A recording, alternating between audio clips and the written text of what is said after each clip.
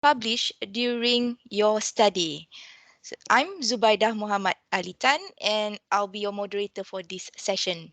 First and foremost, I would like to extend my gratitude to the Faculty of Hotel Tourism Management Postgraduate Department team led by Associate Professor Dr. Mazlina Mazhar for organizing this insightful webinar. I am confident that this session will equip us with very invaluable knowledge to make our master's and PhD journey much more smoother and successful. I also would like to extend a very warm welcome to our esteemed guest speaker yang berbahagia Profesor Dr. Muhammad Hafiz Muhammad Hanafiah, and we express our gratitude for taking his time, even though being in Indonesia, to join us today to share his valuable insights and expertise with us. Right. Before we start, please take note of the following guidelines for the webinar. Number one, please make sure that you are on mute during the presentation. Number two, Q&A session will be held after the presentation. Therefore, you may raise your hand virtually or type your query in the chat box. Okay, and number three, please remain till the end of this webinar to receive the link of attendance. Right. Before proceeding to the main agenda, it would be greatly appreciated if all of us could kindly turn on your camera for a formal photo session. Yeah, okay. So Puan Nadira, she'll be assisting us for this photo session for print screen. Okay. Okay, All ready? right. Ready, everyone?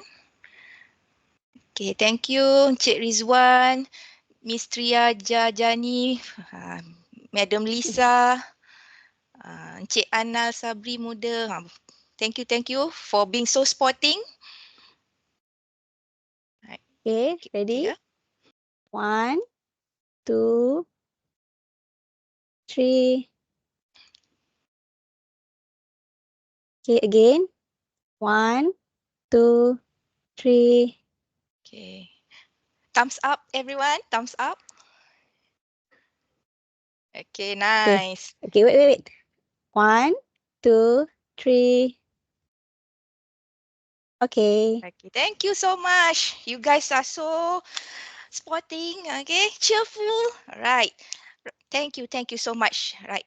Ladies and gentlemen, it is my pleasure to introduce Professor Dr. Muhammad Hafiz Muhammad Hanafiah, an esteemed researcher in the field of tourism economics. He has been serving UITM for over a decade, okay, more than a decade, definitely, contributing significantly to the academic community. Professor Dr. Muhammad Hafiz holds a PhD in Hotel Tourism Management from UITM, so a purely alumni in our faculty, and his research interests span various aspects of tourism economics and competitiveness. As a prolific author, he has authored and co-authored more than 30 research papers, many of which are indexed by Scopus and Web of Science. His notable contributions include studies on local community attitudes towards tourism development, tourism demand in Malaysia, and responsible tourism practices. His work has shed light on critical issues in the tourism industry, making him a respected figure in this field. Everyone, please join in welcoming Professor Dr. Muhammad Hafiz Muhammad Hanafiah to today's webinar. Okay. We look forward to gaining insights from his expertise and experience with regards to our topic today. Right. Prof. Hafiz, the screen is yours. Thank you, thank you.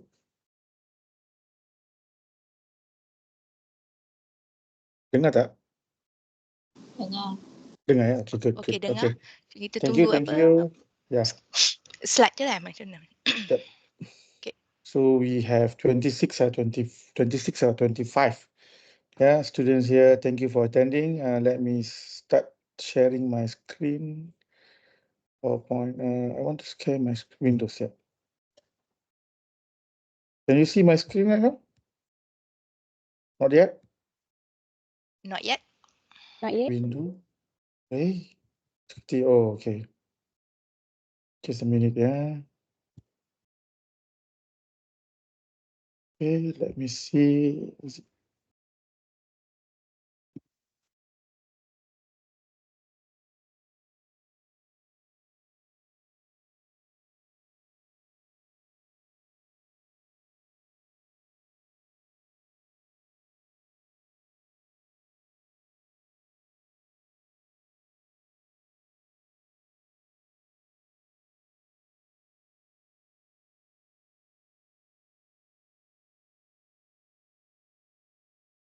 Okay, am I in?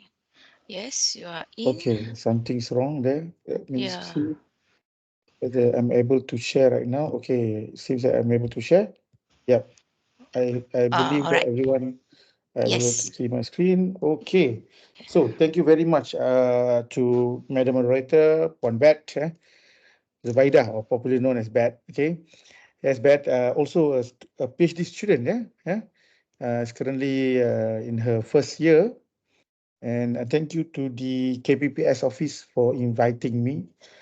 Yeah, definitely. I've been giving a lot of talks outside of UITM, and it's actually good to be back, sharing maybe my insights, my knowledge, and what I have learned for many past years, on on the aspect of publication.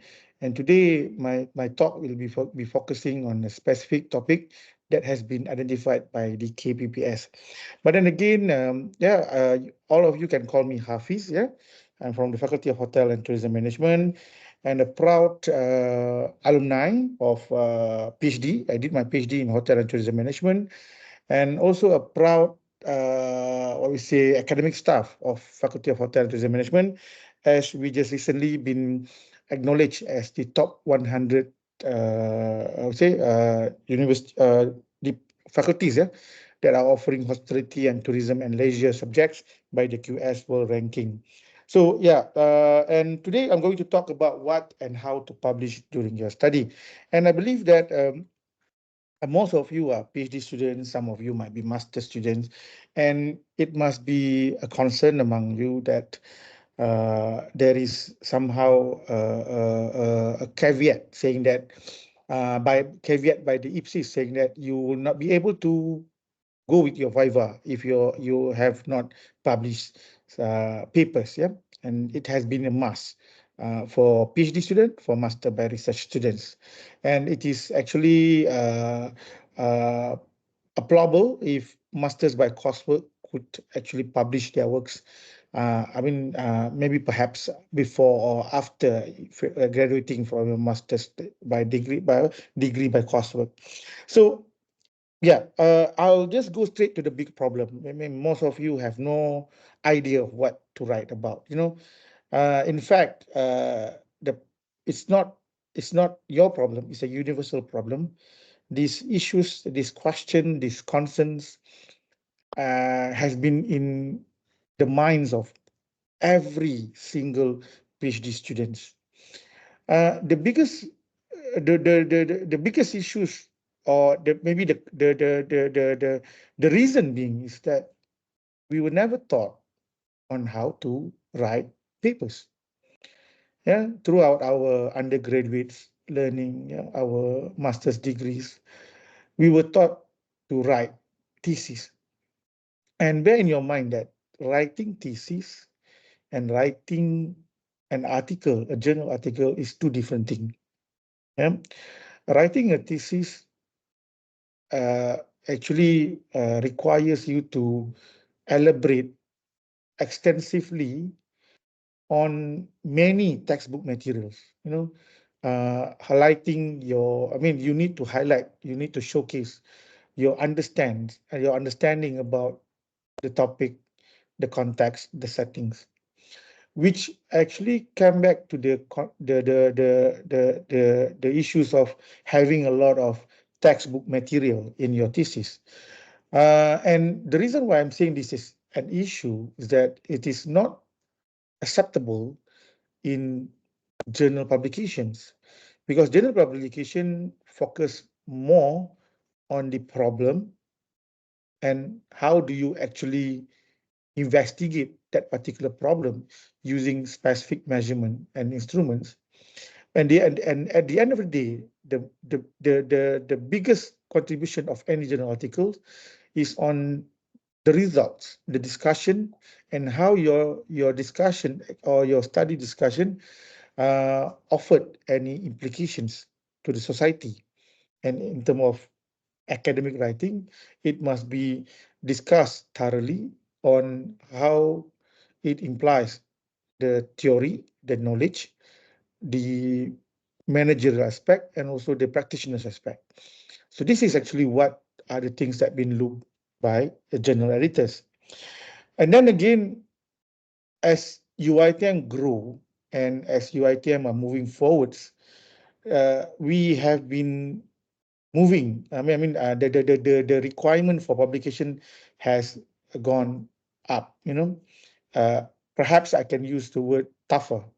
Yeah, previously, students, lecturers can actually publish in non-index journal, which it is acceptable. But then we have moved towards ERA, MySite, Scopus, Web of Science, and also ABDC, which is the Australian Business School Deans Councils. And the higher the standards, the indexing body, the tougher will be the process of submitting and also publishing, which in return actually it reflects the the high expectation by the journal editors, the journal's reviewer, but at the same time, it if if it is published, it actually it offer much impactful what we say publication to your career. And definitely one of the main reasons why we are here today is not just to achieve KPIs, but to spread or to impart knowledge that you have learned to others and to our community. And when we talk about community, research community includes academia, researchers. At the same time, hopefully that our findings can be used by our stakeholders, which is the industry player, policymakers, or any businesses that maybe perhaps could benefit from our findings. Yeah. And the reason why these standards have gone up recently, because you know we are going towards quality output and outcome. But then again, it creates some what we say concern among researchers that previously people like me and Zubaida, we are needed to publish. And then recently, they actually changed the KPIs of publication, not only for the lecturers, but also for the students, where you need to publish or perish, meaning that if you did not publish, you are not allowed to go for your viva, which actually is a way telling you that you will not get your PhD if you didn't publish, even though you have completed a 60,000 or 80,000 words of thesis. Yeah. But then again, as time goes up, especially for people like me and Zubaida, and perhaps for members of this session who plan to become a lecturer or a docent. Yeah. If you are in Indonesia, we call it docent. There is a call for publish in high impact journals, meaning that if you are planning to publish in high impact journals, it's getting tougher. Yeah. And perhaps in the near future, you are needed to publish frequently in high impact journals, and maybe you won't perish, meaning that you will stay relevant in the particular university or in the particular academic community. But then again, we have to go back to the initial process or stage of your thesis. There are two different activities that you need to do. First is to do the research. Yep, to do the research by collecting data, justification of why you need to collect that data, and then definitely you're going to report the findings and everything. And after that, it goes into the next stage where you need to report, synchronize it, compress it, transfer it into a journal article format. And there are many, what we say, uh, situation where your paper could be considered as preferable or less preferable. So if your study is straight replication, I mean you are replicating, you are just copying what others have been done, have been doing, and you just trying to change the setting. Perhaps a study done in China, you are doing it in Indonesia. You did not change any of the variables that been investigated. That is what we call straight replications. If you are doing a replication and extension, meaning that you are actually adapting other study framework, but you are including new variables. Yeah, and if you are on the third part is on extending a new theory, meaning you are integrating new theory. Perhaps you are combining two different framework based on two different model and try to integrate it together, perhaps proposing a new conceptual framework. This is what we call extension of new theory. And the if it is getting much more complicated, complex, it is much more preferable. Yeah, and if you ask me personally, for one and two is actually merely for masters by coursework. Three, four is more for masters by research. Five, six, seven, and eight is more for PhD. Yeah, and definitely if you're going for seven and eight, I do believe that it is not worthy for you to what's it, target for PhD. Yeah, it is especially this level, yeah, develop grand synthesis or development theory is definitely for people like me who want to showcase our profess on that particular our own particular research areas. Again, I would like to highlight that for anyone who are doing a PhD, you are not trying to change the world. Stop. If you want to try to change the world, you are not going to change the world. The world will, we say, run and operate accordingly as what it has been doing for many thousand years. You are actually, as a PhD student, trying to get a license doing unsupervised research work. That is PhD. You are actually trying to get a license to do unsupervised research works. If you want to change the world, do it after getting your PhD. And definitely no one cares about it. You know? So this is actually my mantra to my students. You are just learning the way, the right way, the ethical way, the correct way of doing research, learning the tricks and trick, yeah, the tips and tricks, and also at the end of the day, becoming someone who are able to do research by their own. Yeah. So this is actually looking on, and definitely by making it much more complex, it is preferable among journal editors. And if you look on the context of indexing, yeah, if you are just offering a minor incremental or already you are testing theories in different field of new work, you actually can go for indexing index journals, ERA, Q4, ESCI. And if you plan to go for higher tier journals, you need to showcase in your art, in your research and your paper. This is two things. Yeah? Your research is your PhD, your paper is your articles, that there are major incremental of knowledge generations. And this type of papers usually can easily be accepted in high index journal because the contribution to the knowledge and the originality exists. Huh? And this is what would be these are the type of research that will be cited by future researchers. You know, your juniors will be using your research to support their arguments and perhaps to highlight the gaps that are existing in the particular recent literature. So again, going back, I don't see any issues with methodology. There are no specific methodology that would actually give you any advantage in getting published. But then again, there are certain journals that actually publish qualitative papers alone. There are actually journals that prefer qualitative articles. But then again, most of the journals actually accept any type of empirical research. as long as it follows the right way of doing research. And I keep on saying that you need to know the right way of doing research.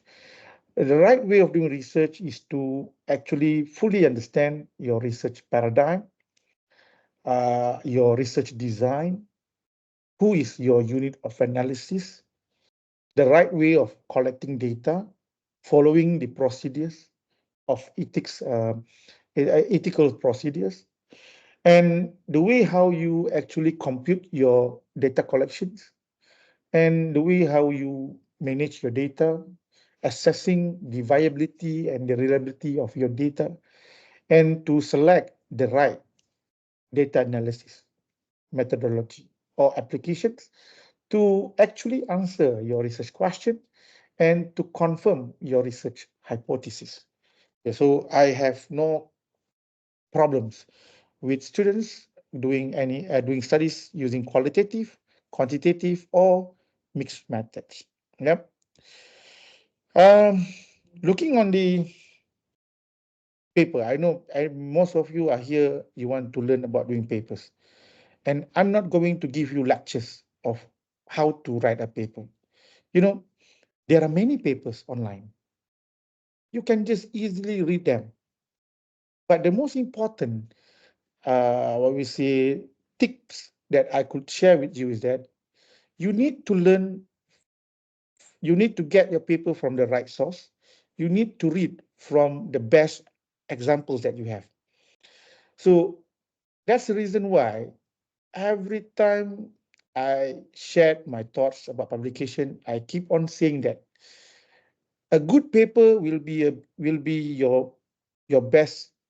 I mean, a good paper, a good articles could be your Bible. Bible means that it could be the best reference that you can actually refer to. In order to make sure that you know which paper is good, you need to understand how this indexing game, yeah, and how what does it mean by Q1, Q2, Q3, and Q4, and definitely where could you find this what we say journals that are actually published in articles that are published in good journals. And again, there are many ways, but I would like to share one good examples. I'm actually opening my browser and I'm opening my Google Scholar. So actually, what I'm going to do is just to search for any specific topic. Perhaps I'm going with cultural tourism. So if you look here, yeah, most of the time, this is the steps that usually used by the students. But for any advanced students, they should know that it's important to read recent studies. So rather than just go through with reading all these, I would say, the papers or books that are suggested by Google, I'm going to focus more on recent studies where I'm going to select since 2023. The reason being here is that these are the papers that actually been recently published, showcasing that these papers, yeah, that may highlight certain issues, gaps, literatures that are more current, more recent, meaning that these are the type of study that are actually acceptable at this point of time. And at the same time, I actually install this extension. This is Google Scholar extension. The Excitation actually shows automatically that this journal, Cogent Arts and Humanities, is a Q2 journal. And then this heritage is Q1 journals. Tourism management definitely a Q1. And this A plus, A star, meaning that it is actually considered as an A paper by A journal by the ABDC, Australian Business Australian ABDC Business School Dean Councils. Yeah, and meaning that I can actually filter which paper that I should read. Paper like this, maybe I will avoid. I'm not saying that it's not a good paper, but it is not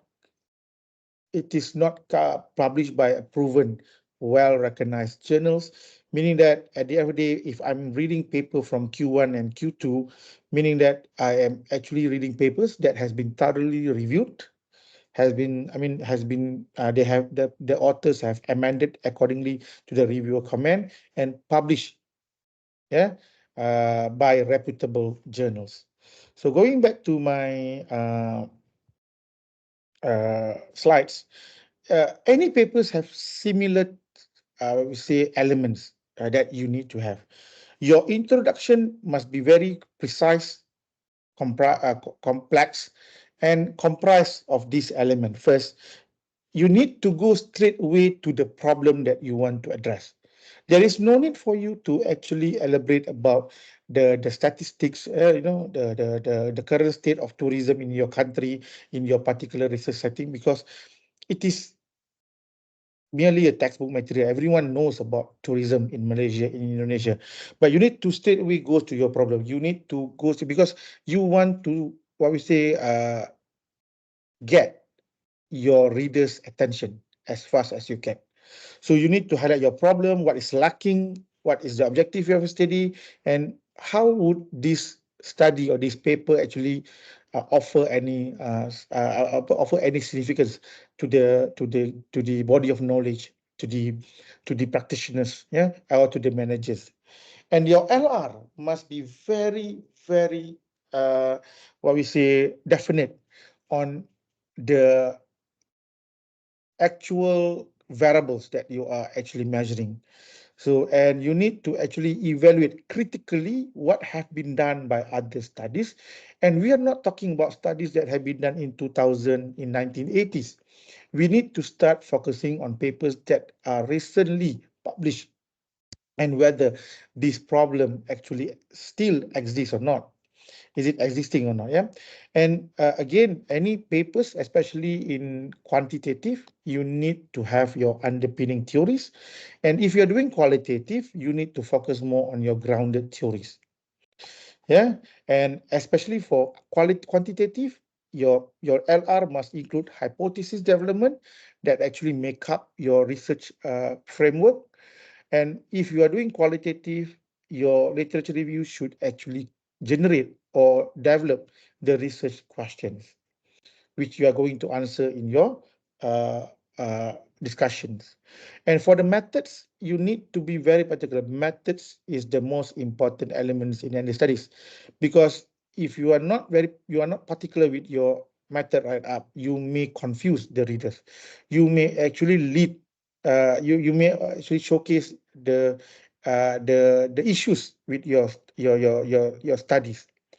So this is very important. I mean, again, going for the context, study design, the study unit of analysis, sampling, your inclusion and exclusion criteria, if applicable, the study variable, do you actually adapt? Do you create your own items? Yeah, your data instrument, data analysis, and also the pre and post, meaning how you confirm your reliability and validity and how you test your hypothesis.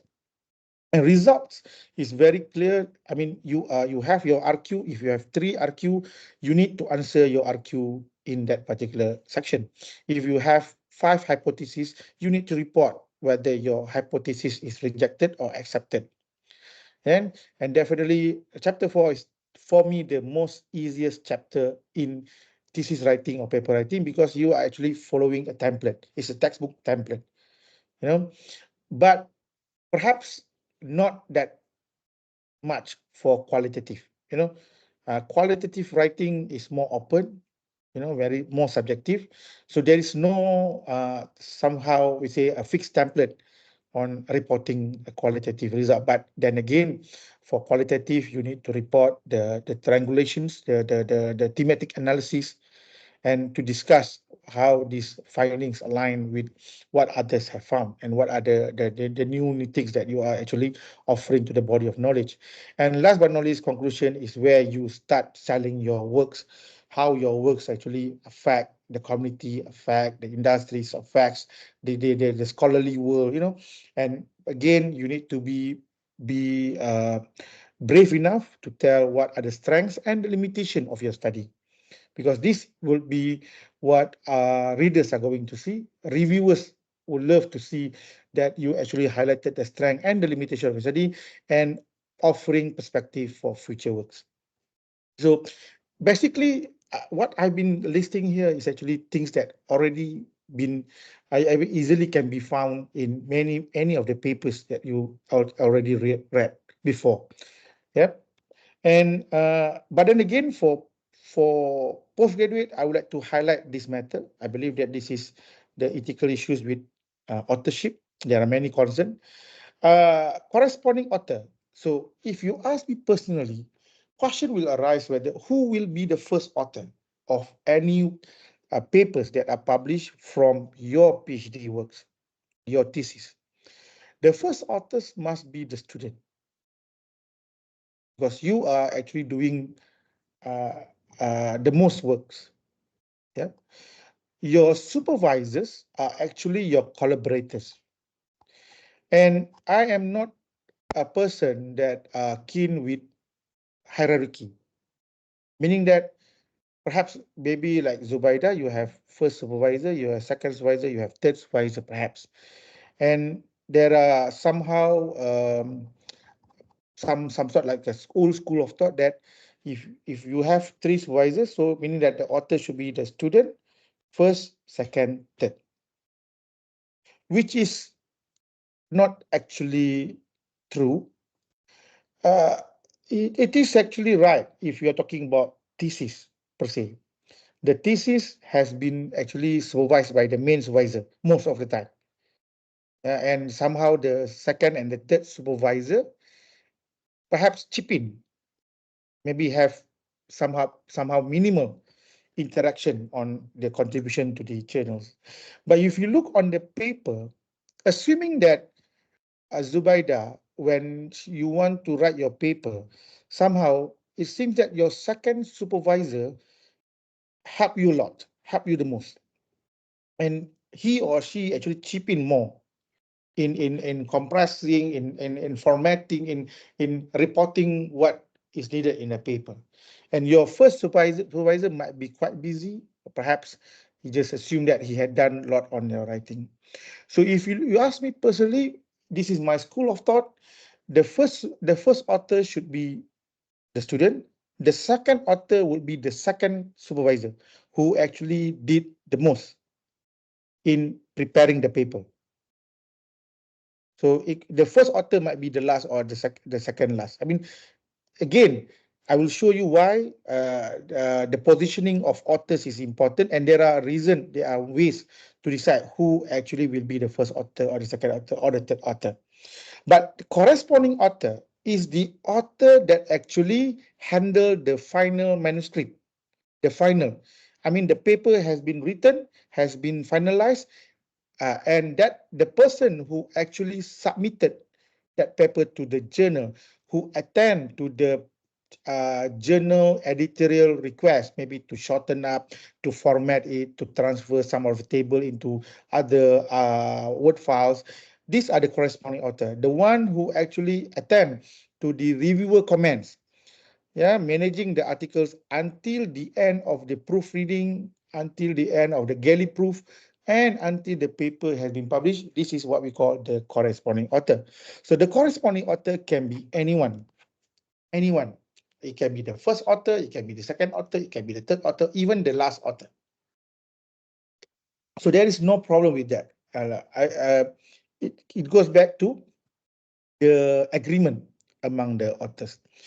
They are the one who actually they are, but then again, corresponding author have the advantage of having their contact details printed out in the articles. You know, some of the journal they put this asterisk at these corresponding author names. Yeah, so this is journal editor view this as a purely administrative role. Yeah, but certain authors equate it with seniority. But again, in for journal editors, the most important person is the biggest contributor will be the first author, but the person in charge for any communication will be the corresponding author. Okay, so this is the corresponding author. The first and the last author, some might say that the first author is the one who have the greatest contribution, and some countries practices that the last place is to the senior member. Yes, I do agree with that.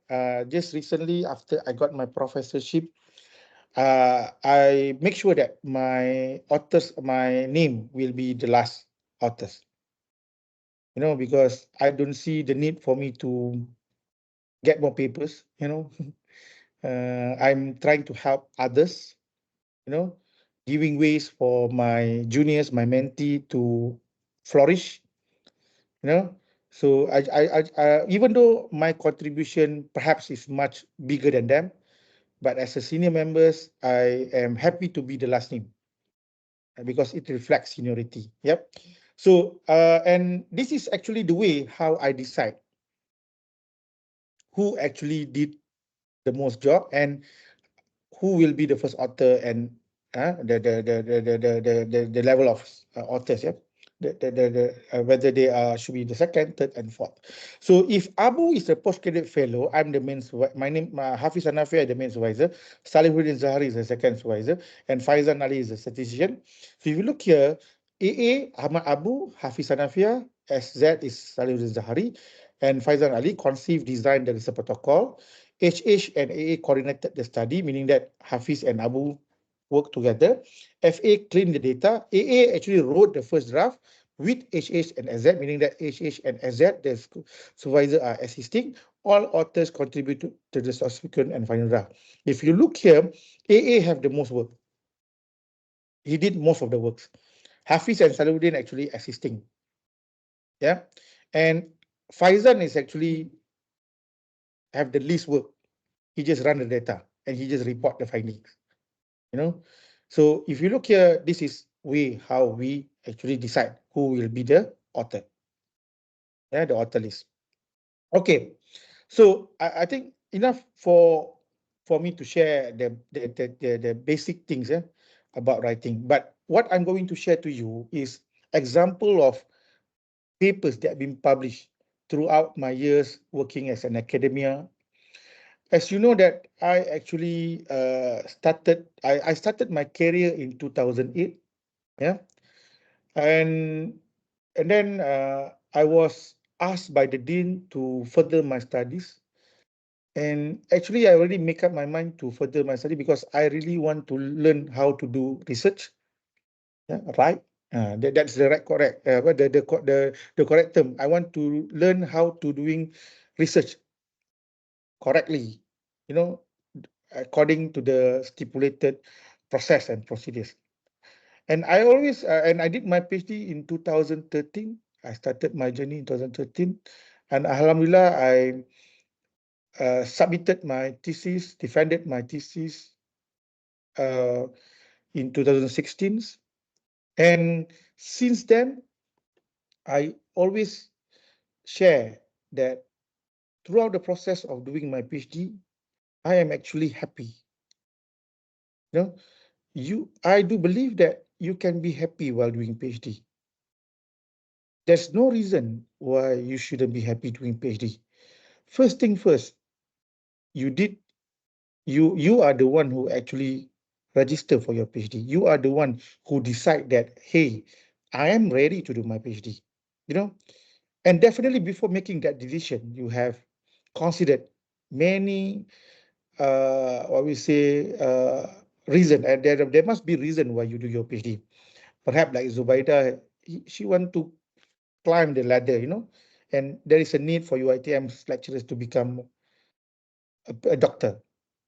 But then again, definitely for any PhD student, you have, you have what we say, evaluate the pro and cons, the costs and benefits of doing a PhD, and there is a need for you to be ready to accept that you are a PhD student. I always say this to my fellow peers who are working as a lecturer. When you start embarking your PhD journey, you need to throw your lecturer hats away. You should throw. You are going to be very egoistic with that because you thought you are already a lecturer. No one could tell me that I'm wrong. Believe me or not, throughout my 3 years of doing research, I've been told that I am wrong so many times. And if I think I act like a lecturer, I will be fighting with a lot of people. But as soon as I registered for my PhD, I actually follow my supervisor's suggestion that, Hafiz, you need to act like a student. In order to act like a student, I actually started with my wardrobe. So I stopped wearing my lecturer's shirts, trousers. I start buying shirts that students should wear. So I started to act like a student. As I started to act like a student, I start opening my mind to learn new things. And I do believe that it contributed to my happy PhD journey. So throughout my PhD, my happy PhD journey, my aim first is to finish my PhD. Second, I want to be an expert in my research area. And three, I want to learn and to become a technical expert in statistics. So these are my three aims. I want to get my doctorate. I want to become an expert in tourism destination competitiveness. This is my research area. And third, I want to be able to contribute as a technical expert for PhD, where I actually learn about SEM. Yeah. So these are the three things that actually I look forward. And by doing that, I also want to make sure that I expanded or I grow my CV. As a lecturer, you need to grow your CV, and in order to grow your CV, you need to publish your papers. So this is the next slide. Perhaps some of you might think is it as a brag. I'm trying to bragging myself, but believe me or not, I just want to show to you what I have done throughout my years, and you need to see beyond what have been done, the tears, the time that I've spent, the energy that I've spent in order for me to get uh, to obtain this type of output and outcome. For while doing my PhD, there's three steps of doing PhD. You when you start writing your conceptualizing your idea, you start preparing your proposals, and then you start collecting your data, and then you finalize your thesis, and you defended your thesis. Yeah. And even after your PhD, there are many ways for you to start publishing your works, sharing your knowledge, yeah, sharing what you have done, what you have found. So first and foremost, this is during my first year. I actually, you have a lot of time doing PhD, especially for full-time students. So sorry for the part-time students. You might have lesser time, but you need to find that time.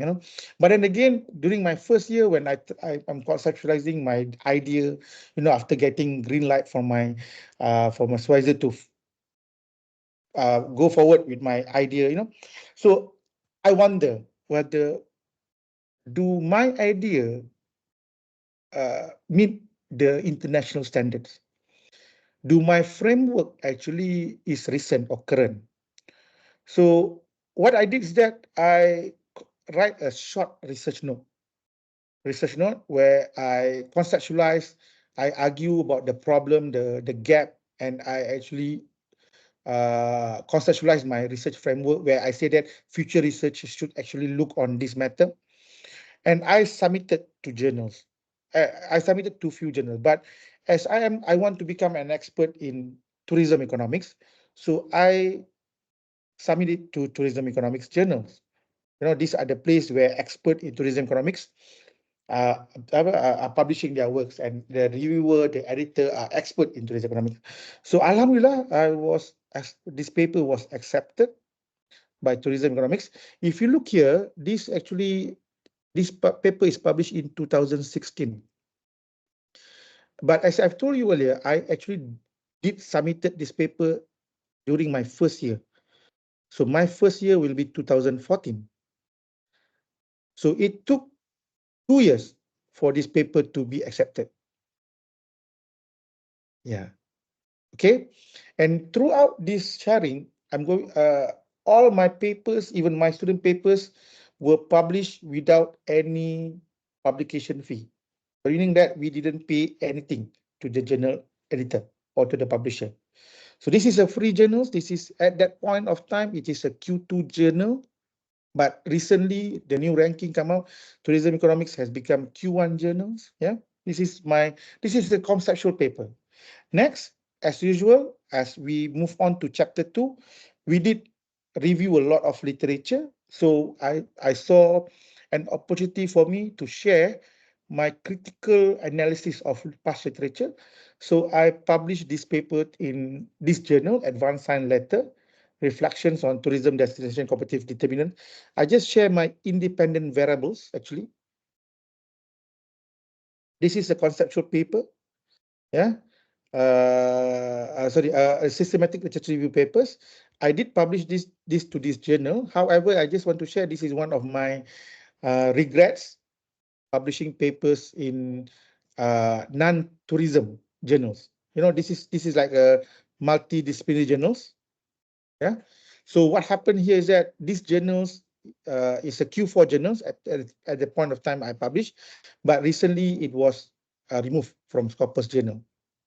But no worries, but it's still we say index in Scopus. So this is SLR, and I also submitted my literature review for chapters in book. You know, when you do your literature review, you actually exploring a lot of on definition, on what have others argued about this particular that particular variables, relationship, you know, correlations, association between variables. I did publish, and just to share with you, I published this paper with my PhD friends. Dr. Muhammad Izzat is actually doing PhD with me. He's actually not an expert in tourism. His expertise is in food service. But as we were sitting together, we were discussing about possibility to work together. Izzat, I need your help in writing this paper. So I'm giving him all the inputs. He helped me to improve my critical writing and everything. So we did works together. Yeah, it is doable. You know, that's the reason why I always say to the, I mean, I always highlight to the management of the faculty, I say there is a need for the faculty to uh, offer postgraduate rooms. You know, when you sit together with the postgraduate, you are able to work together, you know, collaborate and everything. Hopefully, the faculty will try to get the room ready soon, and I really can see that a lot of collaborative work can be done by the postgraduate student. Next, I also actually published my paper with my supervisor. You can see here, my name is Mohd Hafiz Hanafiah. Abdullah Hamdi is my first supervisor. Ismail Ahmad is my second supervisor. So this paper is actually a paper that we presented in conference, but the conference published it as a chapters in book. This is all Scopus index papers here. So this is the same thing. We are actually reporting, I was sharing the hypothesis development section. We haven't yet analyzed data. We just propose that what others are saying about the IV and the DV relationship. Yeah, you can do that. And we also publish papers in conference proceeding, and alhamdulillah, the papers has been actually what we say accepted by Scopus proceedings, yeah, books. This is a very short paper, 5 pages, yeah. And actually, I collaborated also with one of my ex-students from University Malacca, UiTM Malacca. So yeah, doing research allow you to collaborate with others. Yeah, and at the same time, this is perhaps something new for any one of you. Um, for your information, I did also publish methodological paper. Somehow, when I write chapter 3, I can see a lot of research citing what we say methodological paper. I saw this as an opportunity. My PhD is using somehow a unique way of handling data, soft data and hard data. So I say, why not I share the way I treat this data, how I program it, how I compute it and analyze it into a paper so that it will be accepted, you know, by what we say, uh, perhaps by other researchers. I just want to share to you. Let me see here if I am possible to open my name. Just let's say I'm showing you cited by the highest. And you can see here, the methodological paper right now is the highest cited paper in my Scopus profile, 70 citation. for the past 4 years. So frankly speaking, it's not that bad. I mean, I've seen other paper, but I'm not an expert in statistic. I'm not hair. I'm not Klein. I'm not apa nama Parosuraman. But Alhamdulillah, my paper has been used to support, to justify many research methodologies, locally and internationally. At the same time, as at the end of after I defended my thesis, I actually start chopping down my papers, reporting my findings. So this is one of the paper I publish it, yeah, uh, to the competitive review. This is a Q2 journals. Yeah, it took me nearly 2 years for this paper to be accepted. And I also did publish in tourism. This is one of the oldest tourism journal in the world, a Q3 journals.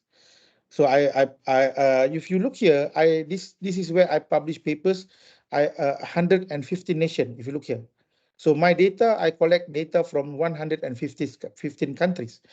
But at the same time, because I have data, I am actually able to focus on the ASEAN region, so the 11 countries of ASEAN. So I actually rerun my data of only focusing on ASEAN countries, and I publish it as a journal article. I also did recently a short research note where I compare between high income and low income countries. This is actually similar with you guys doing studies and comparing between male and females, between high income and low income tourists, between education levels, first time visitor or repeat visitors. You can do that, and these are all accepted by journals. Yeah. At the same time, last but not least, when I went for a conference, I also I actually submitted a paper to report my thesis finding, meaning that there are journals and there are conferences that allow PhD students to report their thesis finding in a very short write-up, like a 1,000 word. So actually, I did that, and it is published by Dreyhaus College of Business and also CRE. Yeah. So this is all papers that have been published from my thesis alone, and it has been published since 2014 and until today. Meaning that the thesis actually is acceptable. The findings are acceptable even until today. Yeah, you can do it. Yeah, take your time. So perhaps some of you might say, "Oh, yeah, I've heard people saying that. Oh, Hafiz can do that. Hafiz is different. Hafiz is coming from maybe other planet or what." But frankly speaking, I have to say that it goes back to your motivation and your intention. Yeah, and again, I'm perhaps using me as an example is not good enough.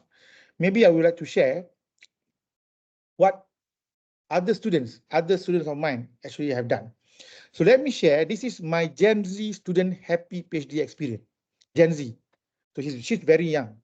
She's a fast track student, meaning that she did her undergraduate, she got her first class degree, she straight away jumped to PhD.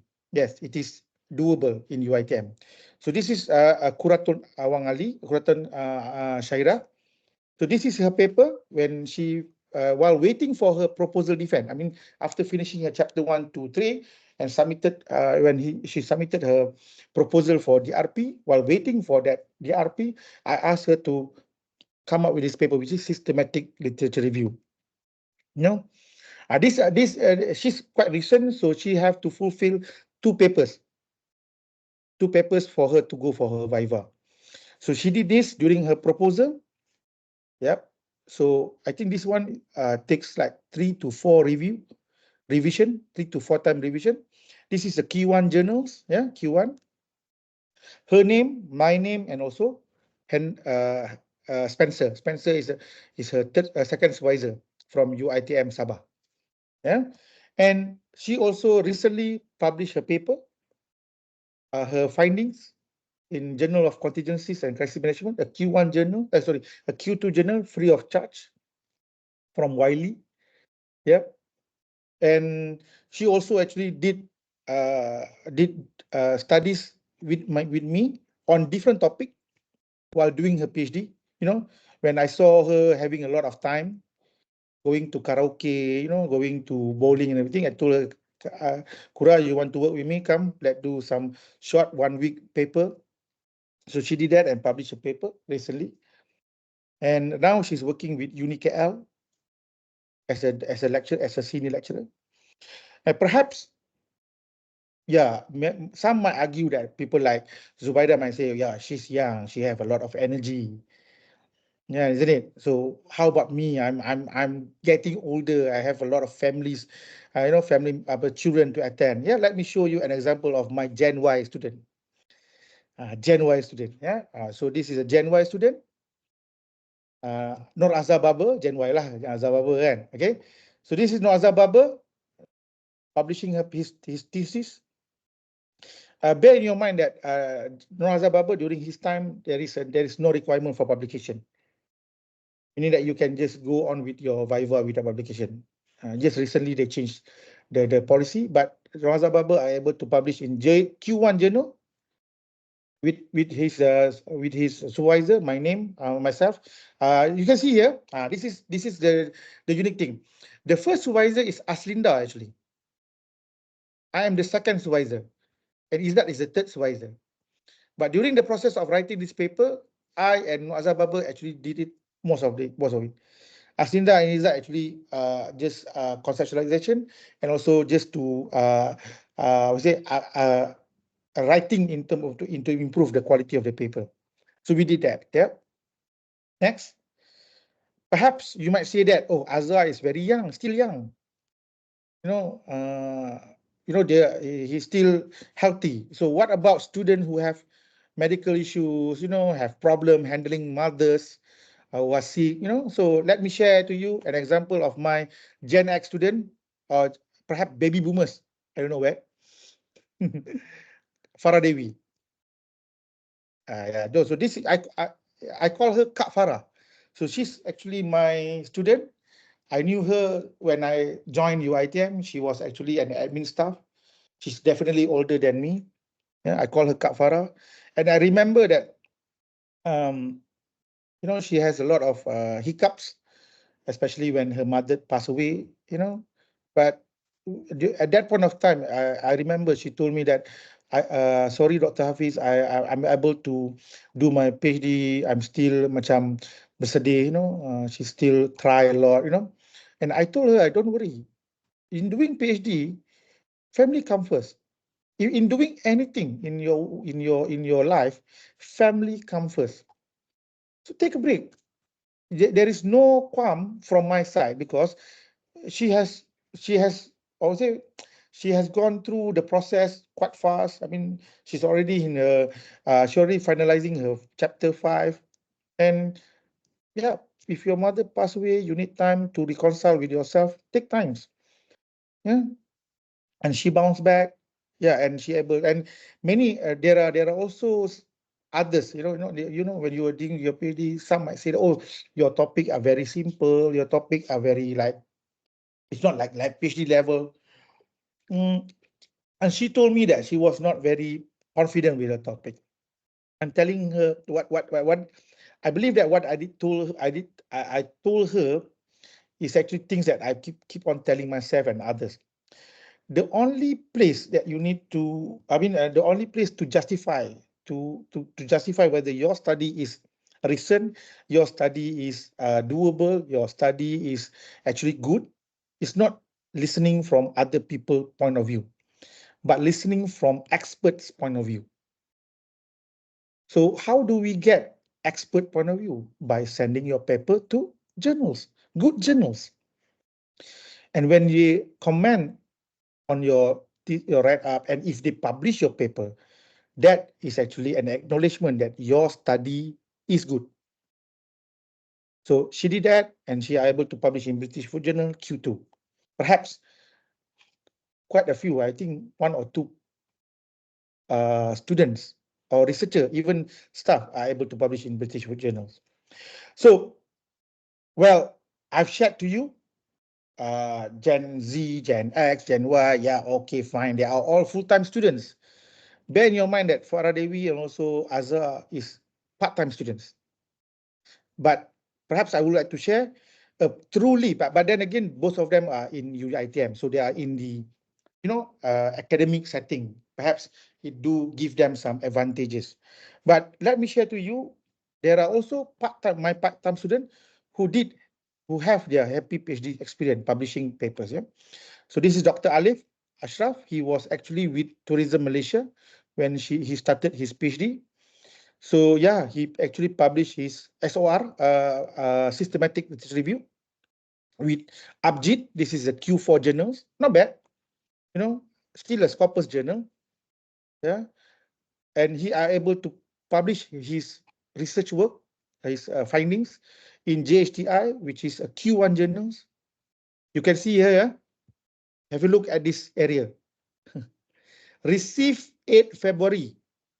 Revision 1, Revision 2, Revision 3, Revision 4, Revision 5, Revision 6. Until his Revision 7, the paper is accepted. And yeah, it takes time to publish papers. It takes time for baby to walk. It takes time for you guys to learn how to drive a car. So it takes time to publish papers. Don't worry about that. And while doing his paper, he noted that Dr. Hafiz, I would not be able to viva if I don't have papers, because it takes quite long time for my papers to be accepted. Okay, I told him, no worries, come and work with me on a very short research note. We put we collaborate and we publish together. So we are able to publish this paper. This is a paper not within the scope of his research work, but it is acceptable for attachment for his submission, viva submission. So we did that. This is also a key to journals. So as you can see, that you need to understand as you read through these papers, yeah, what I've shared to you is only the final version. The process of doing the paper, submitting the paper, doing the revision back and forth is not been transpired in that paper. What you've seen is the end result, the end products. Yeah. So where do I actually find this paper? Yeah. You need to go with Scopus, Web of Science. Frankly speaking, I would avoid ERA. If you are planning to become an academia, you want to become a lecturer, if you want to go to climb the academic ladder, go with Scopus and Web of Science. Yeah, perhaps you are saying that why we must be selective, but because this is the only two indexing organization that actually offer metrics, yeah, offer metrics that actually can improve your CV. And believe me or not, the whole example of papers that I share to you does not cost any dime, does not cost any ringgit. I didn't pay anything at all. Perhaps some of them actually spend a little bit of money for proofreading, copy editing. Yeah, I mean, they pay professional proofreader to proofread their papers. Yeah? But then again, we didn't pay anything for any, I would say, the publication fee. ERA, yep, in UiTM right now, we still recognize ERA. ERA could be your secondary options. I did say that where outside and Scopus should be your main attention. But yeah, ERA also could be your options. The peer review, it takes time, because as if you look here, as the editor receives the paper you submit, the editor will check whether it fits the journal aims. Yeah, so like Zubaida, if you want to publish your paper, focus on publishing papers in journals that are related to your study topic setting, and you, if you're in the food service, start publishing in food service research journal. Yeah, try to avoid multidisciplinary journals, because you want people who are in food service reading your paper, and then they will select 2 or 3 reviewers.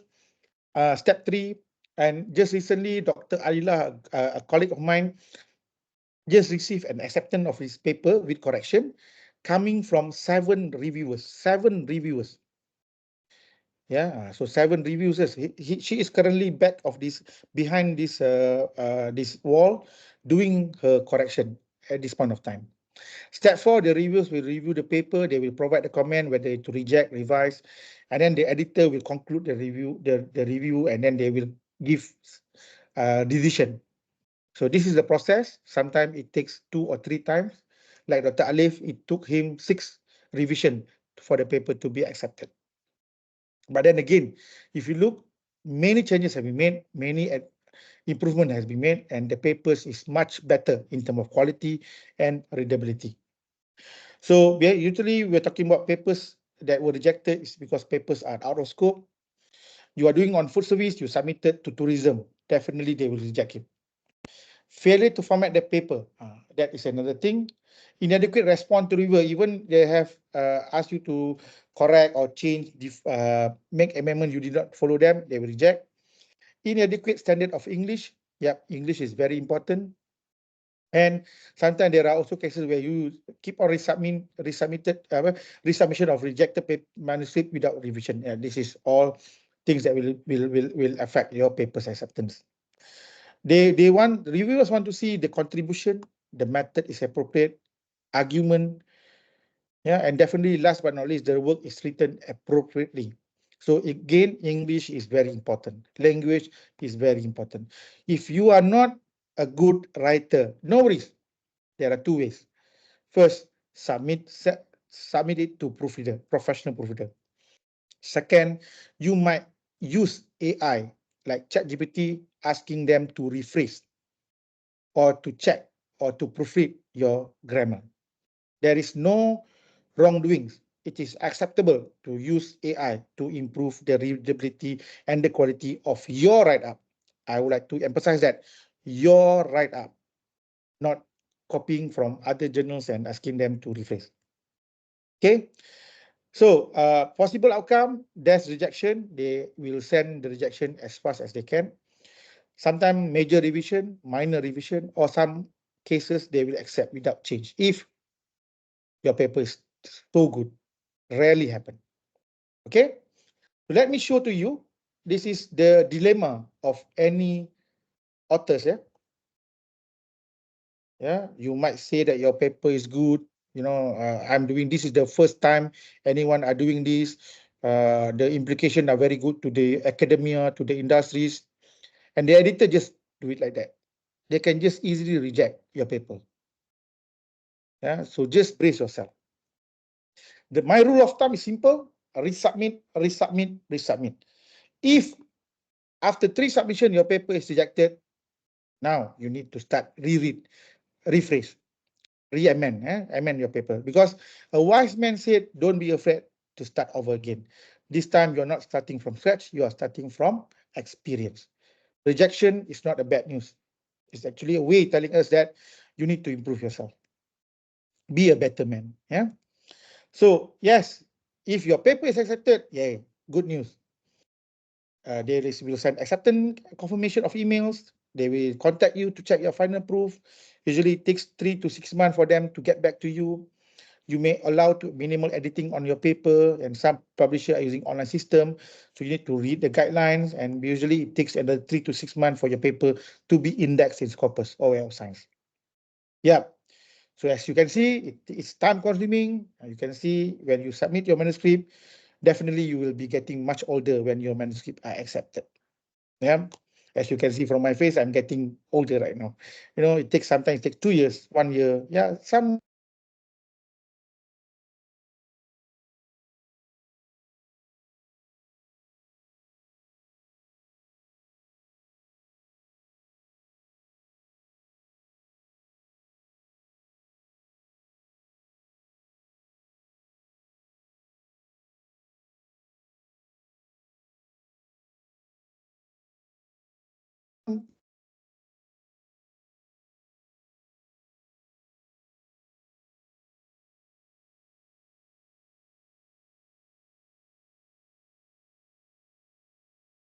Macam hang.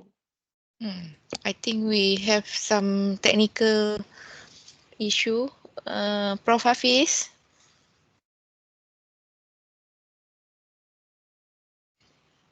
Maybe Puan Nat, maybe we can personal message him. Maybe he's not aware of his technical issue.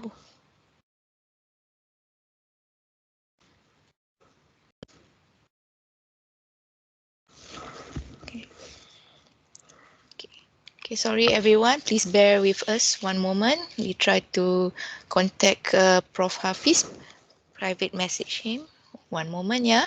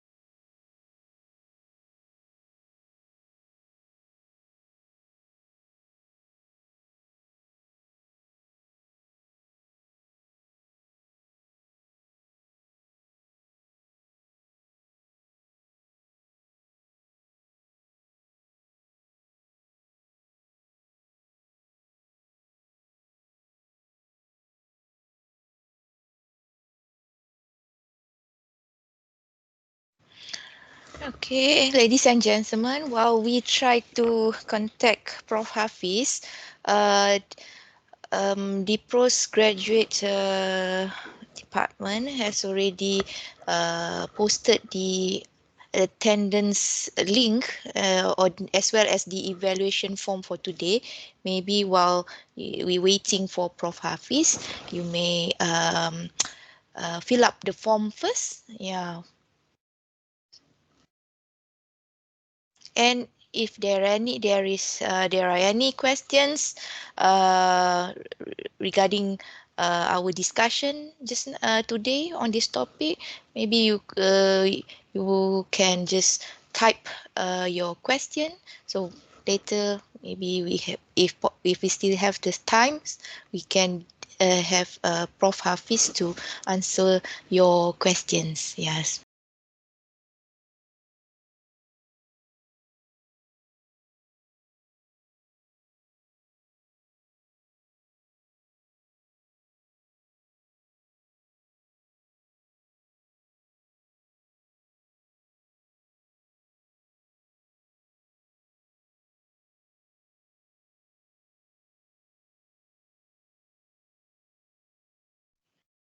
Okay, everyone, so far WhatsApp message from Prof. Hafiz.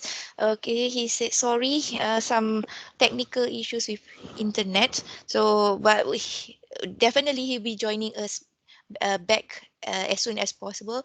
Just hold on for a sec. Meanwhile, just take your time filling up the evaluation form as which is also the attendance form for today's webinar.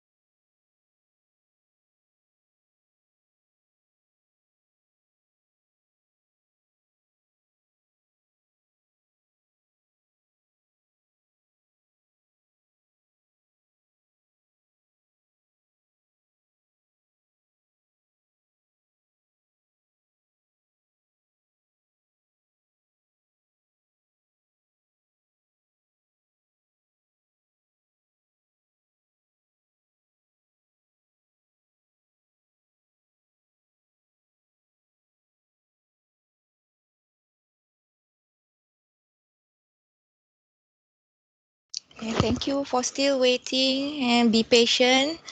Um, okay. While waiting, maybe just to get a quick feedback from everyone.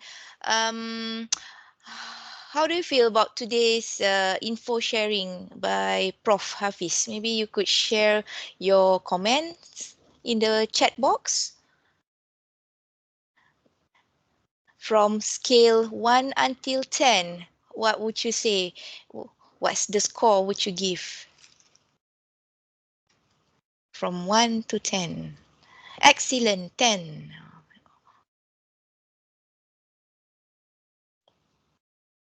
Okay, waiting for response.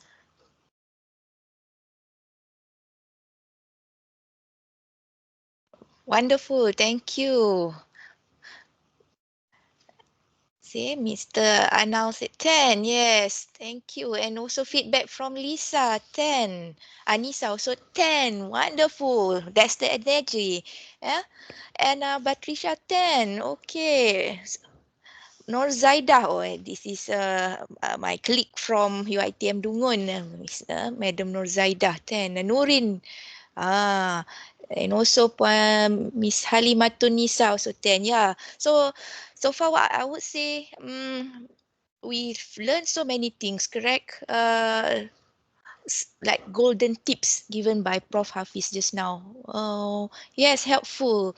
Uh, the DG, I think it's Dayang, is it? Helpful. I do have a bit experience in publishing paper, and what he says do relate me to the challenges of submitting paper.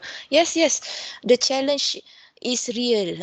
For those who have the experience, trying to publish journal article is not easy, and it's really tough, especially for first time. Not only emotionally, when being rejected, you feel so uh, depressed to the point you felt depressed for a while, or maybe it took some time for you to bounce back again. And as Prof said just now, try to, yeah, the rule of thumbs. Uh, Resubmit 3 times. Wow. Okay. But of course, inshallah, with the motivation, positive vibes maybe from the supervisor and experienced researcher, we might to resubmit again and again. Would be a possible, it's a possible effort, definitely. Yeah, thank you, TB. I'm not sure. Okay, TB also said 10, a scale of 10. Sandra, Katrina, thank you, 10 as well. Yeah, and also Mr. Faris also 10. Very helpful info. Yes. Hmm. So I'm still okay for those who didn't make it during the introduction. But actually, Prof. Hafiz is not here in Malaysia right now.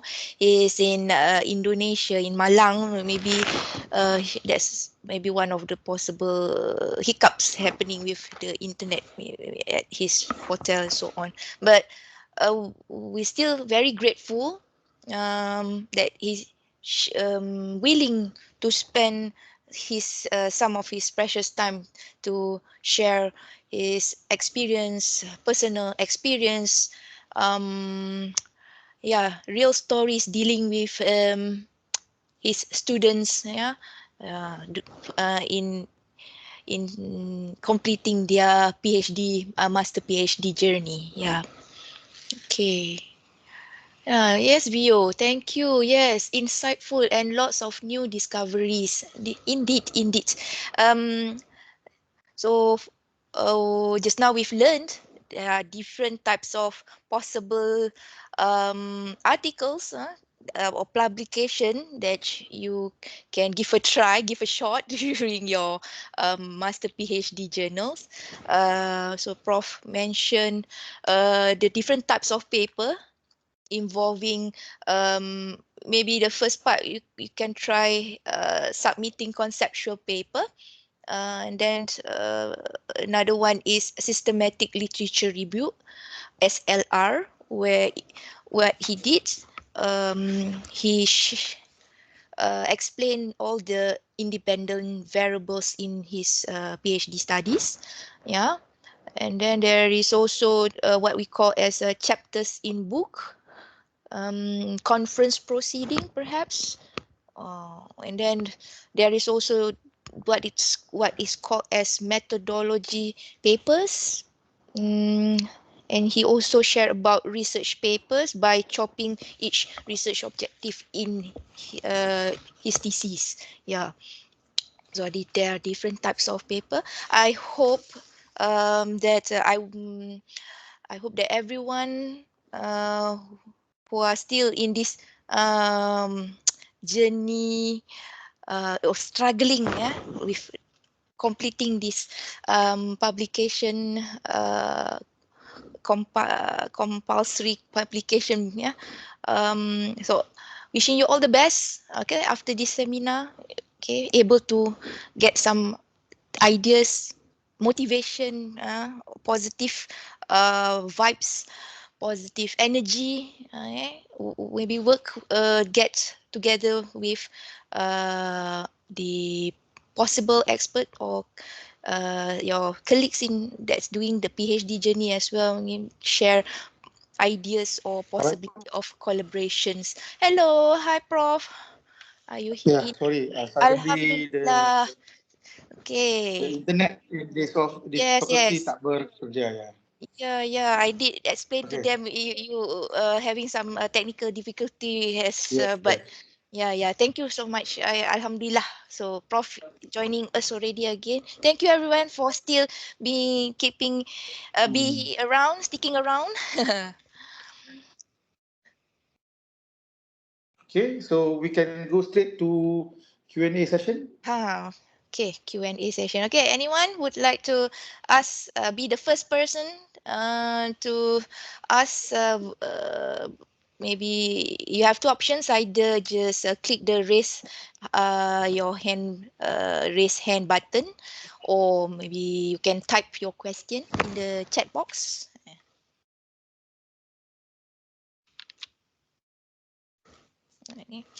Okay. All right.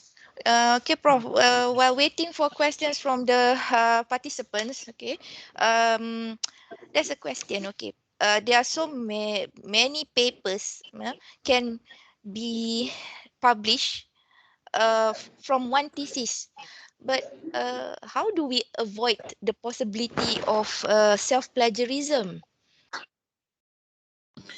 What maybe going back to the context of self-plagiarism, what does that mean? Self-plagiarism is that you keep repeating, publishing the same write-up again and again in different, what we say, in different platform or in different articles. Yeah, so there is no possibilities of self-plagiarism, but the biggest issue with producing a lot of papers from your thesis is the context of salami slicing. I would like to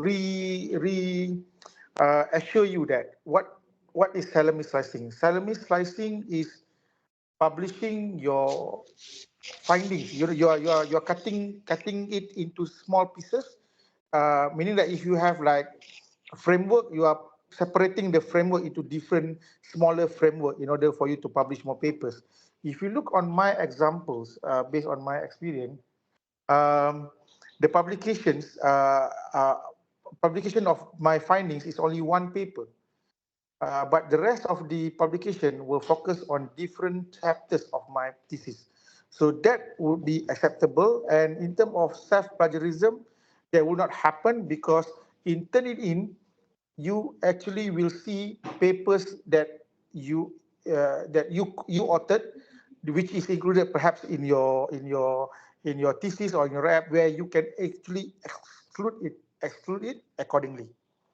So no problem with that. Yeah, I hope that answered the question. Right. Thank you so much. So that's the salami slicing. Okay. Right. Okay. Any question? Let me check in the chat. All right. We have one question, Prof. From Vio. Uh, is there any tips on how to submit the paper to journal without fees? Oh yes, just now Prof did mention all those articles submitted for his students, he tried to go for the non-fees version. What is the tips, Prof?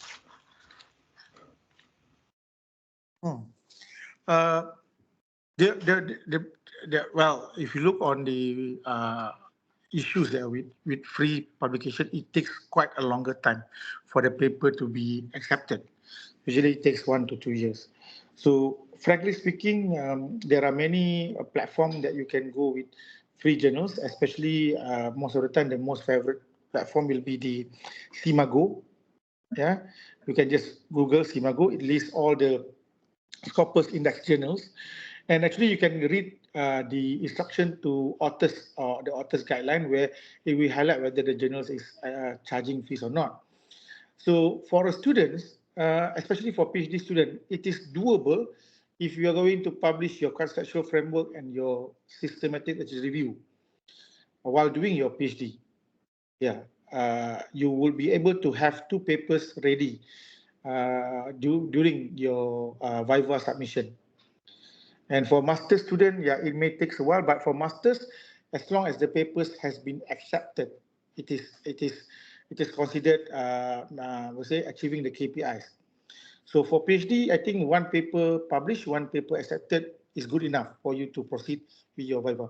So looking at the publication fee, yeah, some of the journal might have fees, but I will not pay more than 1,000 ringgit per paper if even though it's a Scopus or Web of Science. Era, I will try to avoid if they are charging. Yeah, because the most important thing in publication is to make sure that you get the benefits post publication, which is the citation. So if you are publishing in Scopus and Web of Science, the citation count will be recorded, and you can see how the publication grow. Uh, well, then again, if demi masa, if you have problem with your time, yes, but you need to go with the uh, journal with fees in order for you to get it published as fast as you can. Yeah, thank you. Yeah, any question else? Thank you, Prof. Okay, Vio, Mr. Vio. Okay, that we as in a nutshell, free, but there'll be disadvantage where it might take some longer time to be published. So please bear that in mind. Yeah. Okay, any more questions? Okay. Any more questions from the floor? Oh yes, okay. We have one question, Prof, from Anna Batrisha. Okay, Assalamualaikum, Prof.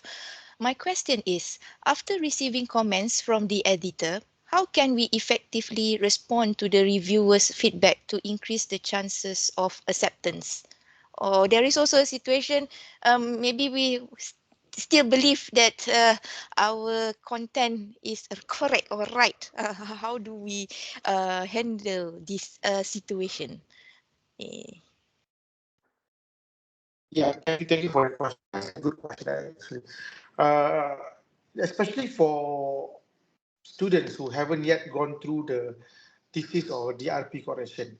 That's why you need to go through the stage. If you look on the DRP, when you go for your DRP, you will receive comments. And when you receive comments, you need to actually provide 2 type of document. The first is your amended thesis. The proposal that has been corrected. I mean, and then you highlighted your correction, perhaps in yellow color, which area that you actually change or amend. And then you need to provide another report where this another document where you actually explain based on this comment, how do you attend to the suggestion and the correction. So it's actually quite similar with paper. You need to resubmit your correction. You need to have 2 paper. First is your what we say the journal, the paper that has been amended, corrected. You need to highlight what are the correction. You need to follow what are the suggestion or the comment. If there are argument, you can actually argue, but usually most of the time the authors will try to follow the suggestion. Meaning, if they ask to expand the literature review section, the authors will follow. If the reviewer asks you to redesign your format, you follow. You need to tell them. Sorry, excuse me. You need to tell them what you have done, meaning that the title need to be shorter. So you can actually edit the title, but in the reviewer comment attentions document, you need to tell her, thank you for the comment. The author agreed that the title should be shorter. Therefore, the title have amended the title, and as follows. So you paste your new title. Okay. So that will be a good way to respond to review comment. So when the reviewer receives your revised article, they will read these two documents. These two documents is the most important document that will showcase how extensive has you done your correction, and how would what are the I would say level of correction or amendment have you done throughout the paper. Yeah, that will be the right way. Okay, thank you, Prof. All right. So basically, the key word is we need to be courteous, yeah, when responding to the reviewer. The diplomacy is required over there. All right. So we also have You got another the right word. question. Right words, yeah. All right. Okay. Next, Prof, we have another question. Okay, from one moment, yeah. Okay, from Mistri Jajani. Prof, how many words are required for a paper? Usually, a good paper should have 7,000 words, including of citation. So, if you ask me personally, the biggest issue with papers coming from thesis is that you keen to cite a lot of citation. You keen to put a lot of citation. So, the more the references, the more it consumes the numbers of words. So, a good paper should have around 50 to 60 citations only. And bear in mind that this 50 to 60 suggestion, 90% of them must be recent, 2022, 23, 24. That will be the best way of writing a paper and trying to convince the editor that what you are doing is current. The problem that you actually highlight is still happening right now. The problem that you are addressing is currently a concern right now at this point of time, and your study would benefit the future. That would be my take on that question. Yes, love it. Awesome, Prof. Okay. For that, I'm also taking notes on that. So the the golden rules, not go. Okay, it would say guidelines, 7,000 words, including citation or references. For that, between 50 to 60 citation, whereby 90% should be recent between 2022 until 2021, 24. All right. So next question, very popular lah, Prof. Okay. So we have another question from Miss Sharifah Fadilah.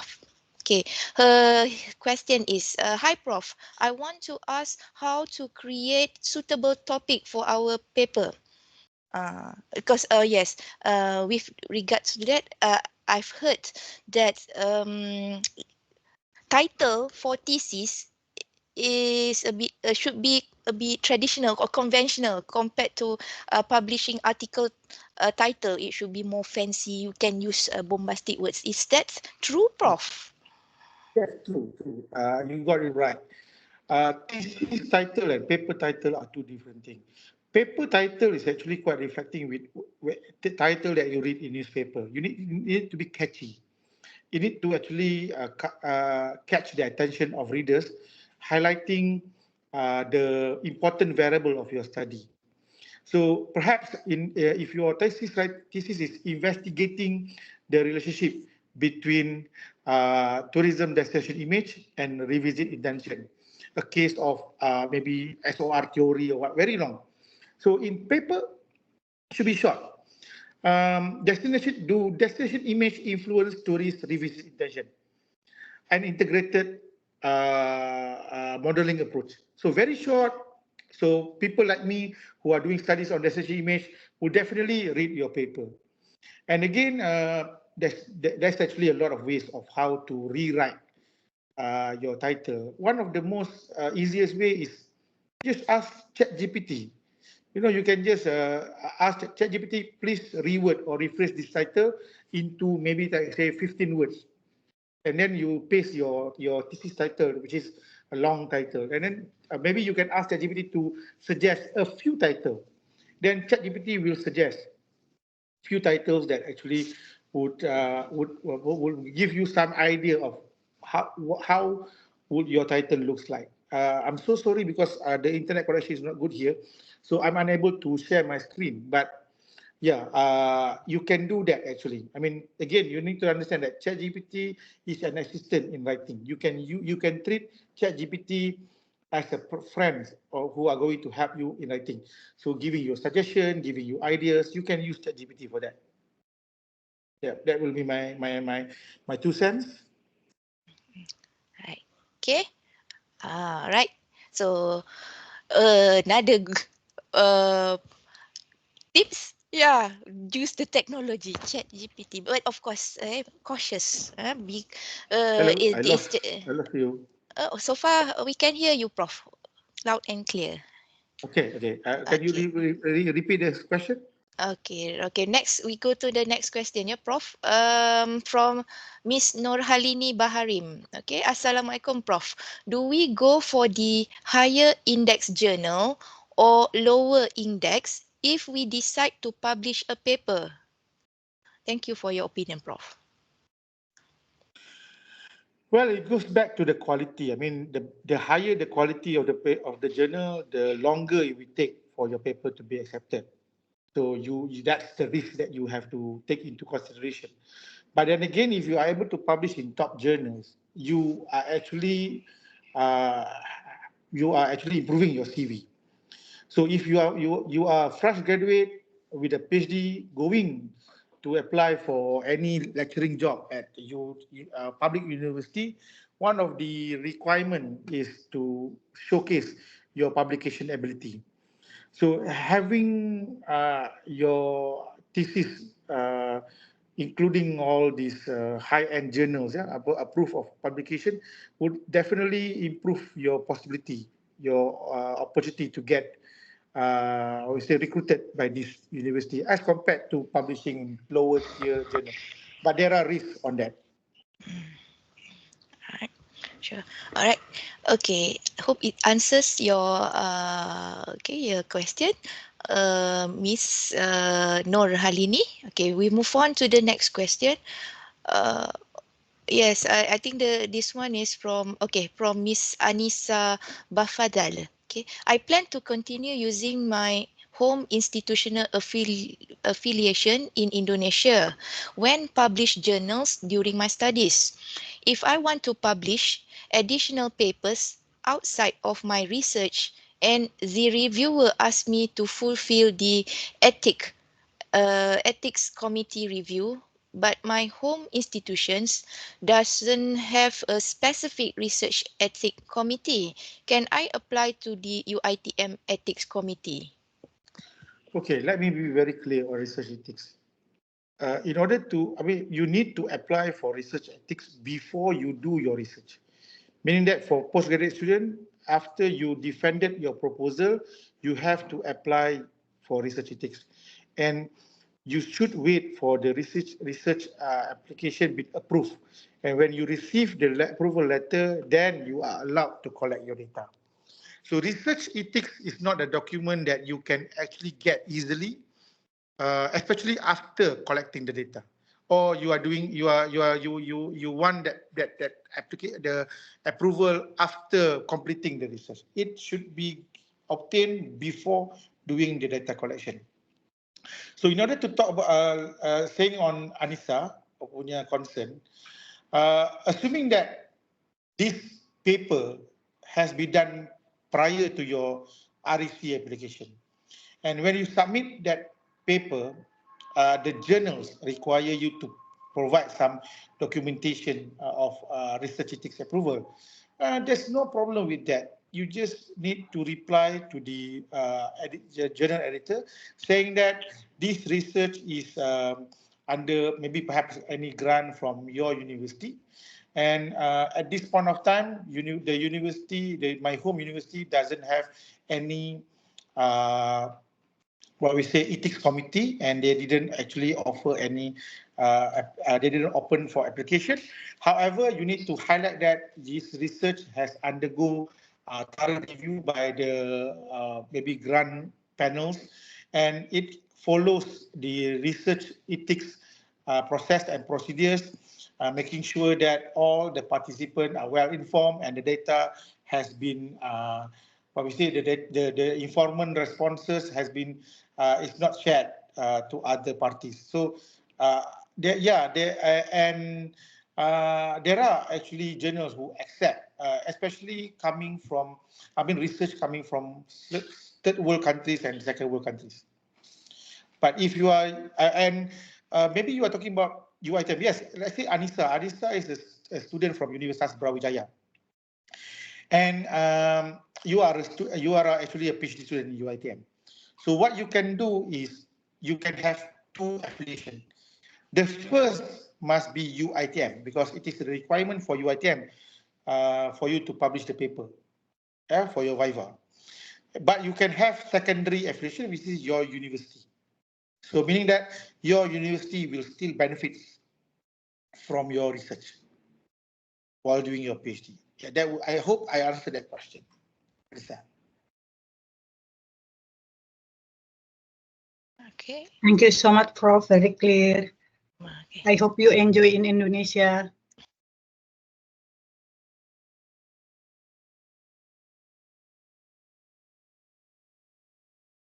Right. Any more questions from the participants?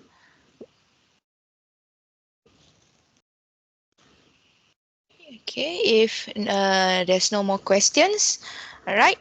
So for that, okay, thank you so much. Okay, before we end our session, okay, I like to extend our sincere gratitude to Yang Berbahagia Professor Dr. Muhammad Hafiz, Muhammad Hanafiah, okay, Prof Hafiz, for sharing his experience, true stories about um, his PhD journey and also his students' journey, yeah, and lending his precious time with us today. Your insights have certainly enriched our understanding of what type of publications possible, uh, and also how to publish the different types of art- article journals, understanding the journal process, publication process during our master PhD study. And to all our participants, thank you for joining us today. We hope you found this webinar valuable and informative to assist your article journal writing requirement. So before that, I would like to say this: don't stop learning. Enjoy your master PhD journey. As Prof. Hafiz said just now, aim for my happy PhD journey. Okay, regardless if you are Gen X, Gen Y, Gen Z. All right. So hope you all getting the happy PhD, master PhD journey. With that, I officially end our today's webinar. Have a wonderful weekend and until next time. Take care everyone and goodbye. Bye semua. Thank you, Zubaida. Okay. Bye Prof. Thank you everyone for being so sporting. Okay, okay, we have a request over here. You apa ni? Oh, slides. Okay, from yes. Okay, slides. Okay, later I'll check with the postgrad office about these slides, whether you can have a copy of it. Yep. Uh, Prof. Hafiz, do we have the permission to distribute Yeah, yeah. the today's slide? Please. Okay. All right. Thank you, everyone. Don't forget to fill up the attendance and evaluation form for today's webinar.